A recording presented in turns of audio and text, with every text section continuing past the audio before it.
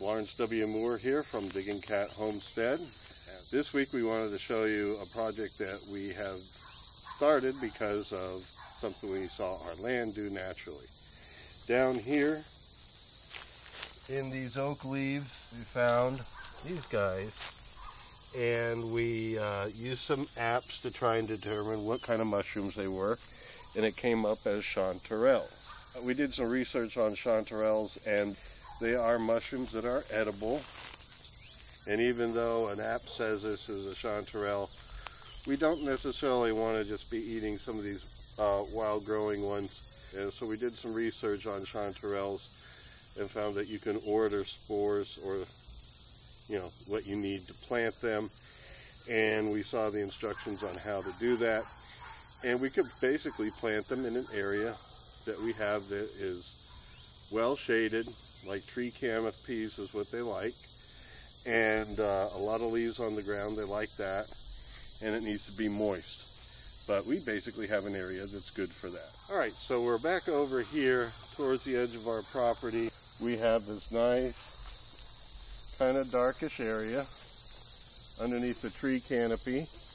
We put a shade cloth on this structure. We wanted to put some shade cloth here just to reduce the amount of sun these guys would get here. This is the growing spot. So it's basically underneath a tree. It works symbiotically with the tree, so it's not something that's going to hurt the tree. In fact, it needs the tree. So basically, we followed the instructions where I took an auger and basically punched 1 foot deep holes in this area, punched it out, and then kind of cleared out a little bit extra of the dirt. And then, as the instructions said, you put some leaf matter on the bottom of this trench that you just punched out. And then you put some of your soil back in on top of that. Then you put in the spores that you got. So we've sprinkled those in. And then on top of that, you put more plant matter, it says in general. So we put leaf mulch on top. And right now, this is all leaf mulch on top. And then they need consistent watering.